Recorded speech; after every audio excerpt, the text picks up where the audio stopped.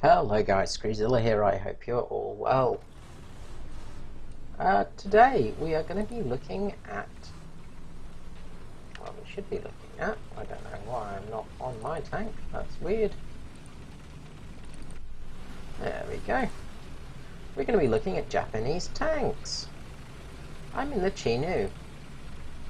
Now, I've had to go to arcade mode because Japanese tanks, frankly, are not worth playing. I'm pretty sure once you get to the high tiers, they're going to be actually pretty decent, because at high tier games, armor's not really a huge importance, and maneuverability, accuracy, things like that tend to be a bit more important.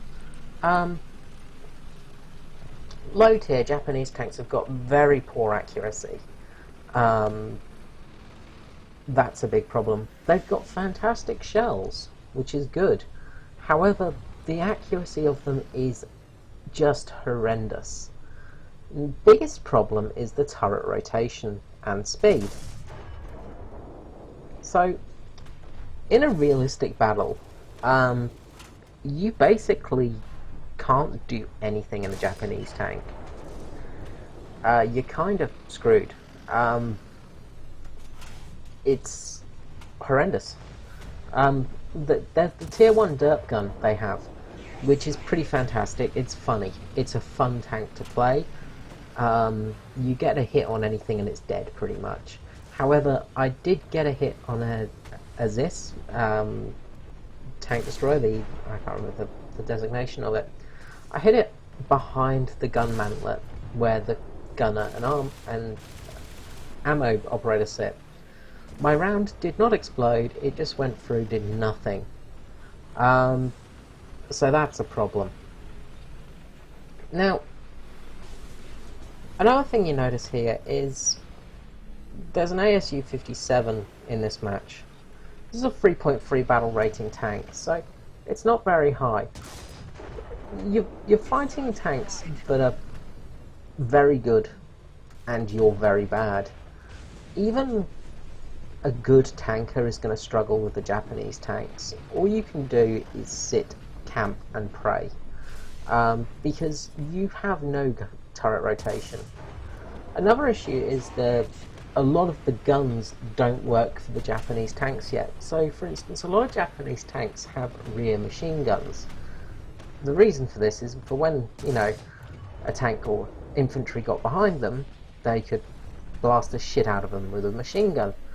Unfortunately, that's not yet implemented in game. Now, the biggest problem for this is, the biggest problem at the moment I'm finding, especially in low tier games, are people in Stuarts, in the M4s. They will just drive around the field, get behind the spawn zone and obliterate all of the Japanese team, because the Japanese team can't turn their tanks in time, can't get in location and can't counteract anything with speed. You have no chance against anything that's fast. You have to go for very slow targets. Now, you see how fast the turret's moving right now? This is in arcade mode, as I said. This is about 4 times faster than the turret actually moves in realistic battle. Realistic mode, these tanks are not even worth trying. It's a real shame. And I think Gaijin have dropped the ball on this one. Japanese ground forces, they need to do something for them to make them somewhat competitive, because at the moment they are just, they're cannon fodder. They have no armor, they have no turret rotation speed, they're not very fast, and they have terrible traverse speed as well. The only thing they've got is the gun, and the only real good gun is the 75mm. That is the only gun that does any good. All the rest are terrible for their accuracy. And you really need to be on top of it to hit stuff with those. The reload speed's very slow on the guns as well. No, I haven't got a maxed out crew. I've not got an aced tank, anything like that. So that's a lot to do with it. But considering that, the medium tanks of the Japanese armored forces are basically cannon fodder for this is your tier 2 top medium tanks, a cannon fodder for reserve tanks. That says a lot. A medium tier 2 tank should not be cannon fodder for a reserve tank. You should not really have much issue with them. Any AAA is going to rip through your armor. The only AAA I've not found going through my armor is the 7.7mm Russian ones. And that's it. Like, you're pretty much boned in this tank. Like, it's just so ineffective. And the anti-aircraft guns as well are very ineffective, because they are a clip-fed sort of autoloader. They take forever to reload and only have a few shots, so it's very hard to do much in them. And it's really disappointing because, we had this chance for something new, something different, and yeah, you've got a different sort of style of play, something different in game. And the Japanese tanks were not known for their great abilities, but there has to be some form of competitive play involved in a game. And at the moment, these tanks are not competitive one bit. Now, as you see here, the aiming's really off with this replay. I'm apologising about that now in advance. The only way I've found you can play Japanese tanks is in arcade mode, because in realistic battles, you're just too slow. You just don't have the speed to do anything. You can't get to the front of the line. You can't flank. You can't do anything in them. The tank destroyers are pretty good. Once this replay's finished, I'll go back to the hangar and show you some of the details, but the actual medium tanks and light tanks are just so poor. There's nothing you can do with them. The other thing I was very disappointed about, actually, was the naval tank that I got, the coastal tank, with the basically the one that floats. It doesn't float. It doesn't have the ability to go into water, which is a real shame. It's like, we've got PT-76s, we've got LTV now, and things like that. It can't be that hard to program that, and surely that's something that should have been set pretty much straight away for that tank, because it's its biggest selling point, because otherwise that tank is pathetically useless. It has about 13mm of armour all the way around it, and it's as flat as a box. Everything penetrates it. I've noticed in the last couple of days there's been less and less Japanese tanks as well in the arcade battles, because people are just like, no.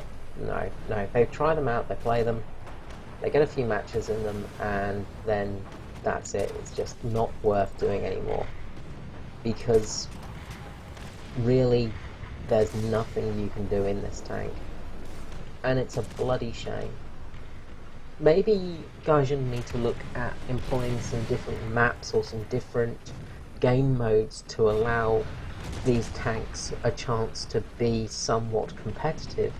The main problem is in the current game mode of capturing points and wide open spaces, things like that, it's very hard to get any cover and use these tanks effectively. Even if there is an effective way you can use them, because of that slow turret rotation, you've almost got to play this tank like a Stug. Play it like a tank destroyer with no turret rotation. Just keep the turret facing straight and turn the tank to shoot. It's much quicker to turn the vehicle than it is to actually turn your turret. And yeah, it's just very frustrating playing one of these. You're basically... They can take a couple of hits, as you've seen in this video. They're not terrible because the crew's rather spaced out. And generally with British solid shots, they go straight through and overpen you, and most explosive shots overpen you as well. Unless somebody's using high explosives, you don't generally have too much issue. AAA is going to wipe you out instantly. It's a bit like playing a light tank in that regard, even though this is technically a medium. I've had some fun in this tank, and I've had some good kills and some good games. I mean, for instance, in this game, 2 kills and 5 assists. It's not a bad game all in all. But it's only effective in arcade mode. In realistic battle, this tank is highly ineffective and not worth your time or effort playing, unfortunately. So let's look at the Chinnu. We're type 3. So it's a rank 2, 3.3 battle rating. So let's look at the battle ratings. So this is the highest rank 2. So as you'd expect with this, it should be pretty competitive-ish. But as I say, generally anything from reserve will absolutely rip you to shreds, because your armor is really poor. Frontal armor, you've got about 30 mil of effective armor.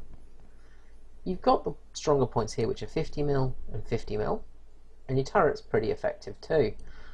Your turret's pretty good, and you've got some slight rolled sort of angled armor, but again, it's only about 30 mil, and anything's going to pen that. Pretty much all the tank guns can penetrate you. The crew spacing is the big thing, because they're quite spaced out. Generally, you'll lose your machine gunner or your aimer. If you hit this thing to the right and you hit it well, say you hit it at this point here, which, as I said, has 50 millimeters of armor, so most things are going to be able to penetrate that. You're going to go through the driver, the commander, and the loader. You're going to go through the engine as well, because just nothing stops the rounds. So it's very frustrating in that respect. The horrifically, the tank destroyer here, is actually probably my favourite of the tanks so far. So in the tank destroyers, the horrifically one, just show you that quickly. Pretty fun little tank. Again, it's a bit like a Marauder or something like that in its design. The 75mm gun is really good, and the armor is actually really good as well, for a tank destroyer.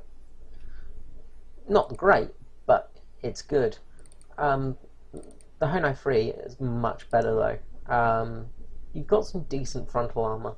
Also, this frontal armor here, because of the sloping, you've got about 50 mil, and you tend to have some good shot dispersion, tend to not have too much issue.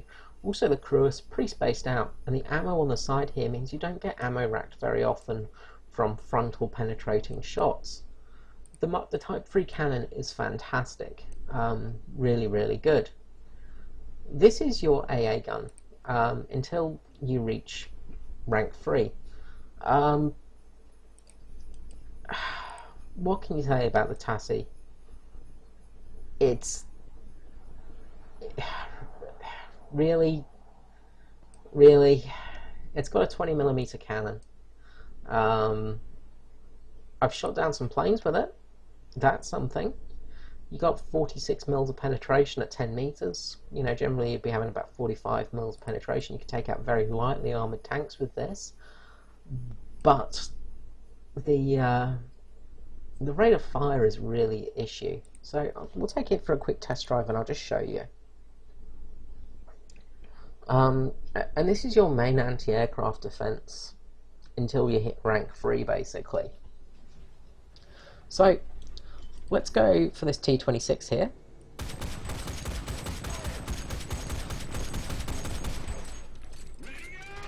That's a whole clip gone into him in the side, and he's not dead. There we go, finally. taken almost 2 clips to take him out. The T-34, you've got no hope. The traverse speed of the turret, again, is really slow. Not as bad as most tanks, but it's still very slow, especially for an AA. And your horizontal aiming, it's just very dodgy. If you've got a plane close to you though, these rounds will shred it pretty quickly. They're actually not too bad. But as I say, they're in no means good. Let me show you another tank now quickly.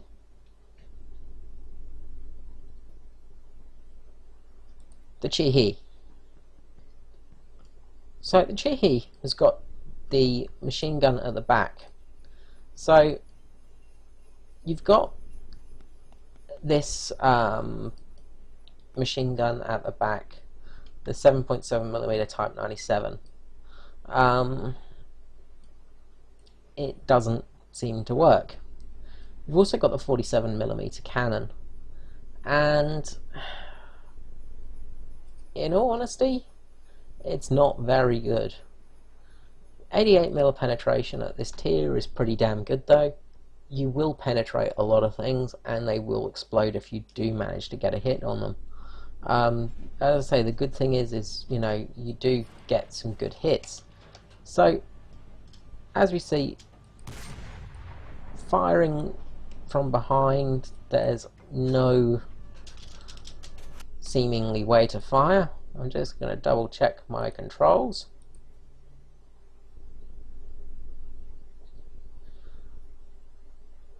Machine gun is space.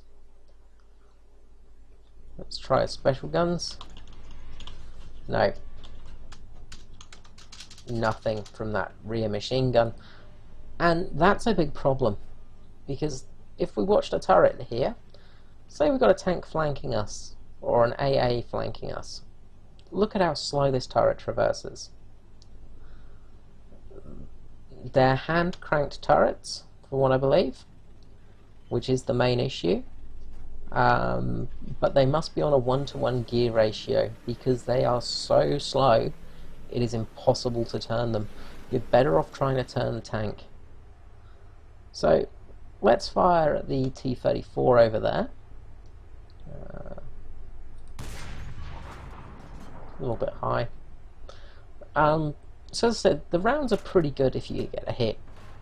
You can cause a fair chunk of damage with this gun, and it's not the worst at aiming either. I'm just doing a piss poor job at the moment. So we get a hit there, non-penetrating on the turret. We go just below the turret though. There we go. Nice big hit. Gunner and loader are gone. And one more should finish that off. On fire. Big lot of damage. Now you would think with the explosive round that is in this shell, 18 grams of TNT, equivalent to 23 grams, that penetrating the tank like that should be an instant kill. And all means it should be. It's one of the issues I've sort of noticed is in such an enclosed space, if that shell goes off, it's got a delayed fuse on it as well, I believe, of 1.2 milliseconds. But it should go pretty well on those tanks, and it doesn't. And that's a very big problem. So there's some issues with the fuse delays, some issues with the guns, things like that, and it really does affect the Japanese tanks. All in all, what I would suggest to you guys is don't start grinding them yet. Just leave it for some time. What am I doing? I don't want to go aviation. I wanted to click off on that one. Don't try and grind them for a while, because they're just not worth it. They're just too slow and too useless. The Kmi, I'll just show you the Kmi quickly. From what I mean about this tank being the aquatic tank, It should float, should go through the water, and yeah, it would be kind of cool if it did. It would give it some form of, I don't know, strategic value. But the armor on this thing, you've got 12 millimeters of armor. Everything is going to penetrate you. The crew are pretty grouped together as well. One explosive shell into any of these points and you're gone. The gun is also terrible on this thing. It's just abysmal. I took this tank out a couple of times and yeah, it is an abysmal vehicle to use. Yeah, so that's about all really. I have got the heavy number 6 Tiger as well. That thing it's a Tiger, what do you expect? It's good. I expect the M24 Walker Bulldog to be good as well. Once you get past tier 2 up to tier 3, I reckon you're going to have an okay time going down the light tank line. Getting the Sherman, things like that, because, well, they're decent tanks. The Chaito and Chairi, the Chairi I've not played around with yet. You have got that 37mm cannon in the front as well as the 75, so you've got 2 cannons to play with, which is kind of cool. But test driving the Chaito, again, the traverse speed of the turret is just, oh, it is abysmal. It's better than most. As you can see, this is probably one of the fastest traverse speeds I've had in a Japanese tank so far, but still, it's not very good. Gun, however, is fantastic. Yeah. And again, the machine gun on the side here doesn't work. It's a really weird place for a machine gun, I must admit. It kind of makes no sense to me, that one, but I guess they had their I guess they had reason for it. It also does have some good, reasonably good armor as well. 76mm armor values around it, things like that.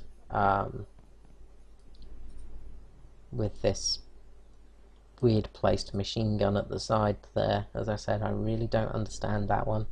It's an odd place to have it. Maybe if you had it on both sides it would make more sense, but yeah, I don't get that one at all. So yeah, all in all, I'd say leave Japanese tanks alone unless you are really a bit of a masochist.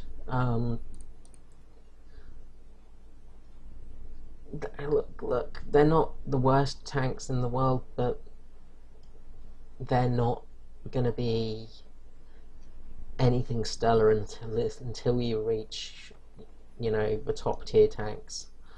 I'm interested to see how the STA and the STA2 go.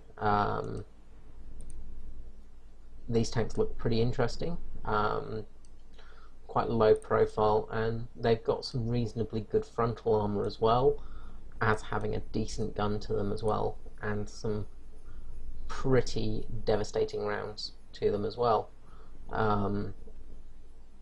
You know, you've got some good penetration values there, so they should be pretty fearsome vehicles once you take them out into the real world. The Type 61, a bit of a higher profile. It reminds me a little bit of the American, what am I thinking of? I can't think of the name right now. Reminds me a little bit of one of the American tanks with a Russian turret front with an American back to it. But again, great gun. Very small ammo amount, but again, the rounds are pretty devastating. Plus, you get the heat fin stabilized. So that thing's going to be pretty damn evil, I reckon, out on the battlefield.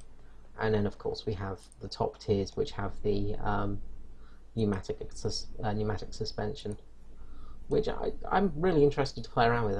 It's something, the gimmick I want to play with. Also, they've got some really good armor to them. I reckon these tanks might well be some of the best top tier tanks in the game, with their speed value and things like that. Also, the fact that they have Hesh and heat fin stabilized as well. Again, I reckon these things are going to be bloody menacing on the battlefield. Alright guys, I hope you enjoyed the video. Please like, comment, subscribe, leave any messages below if you'd like me to have a look at anything or like opinions on things. Please let me know. Hope you found this video somewhat useful. I'll try and do some tactical videos on some of these Japanese tanks soon when I can work out some tactics. Okay guys, this is Screezler out. I hope you have a good night and have a good Christmas. See you again soon. Bye bye.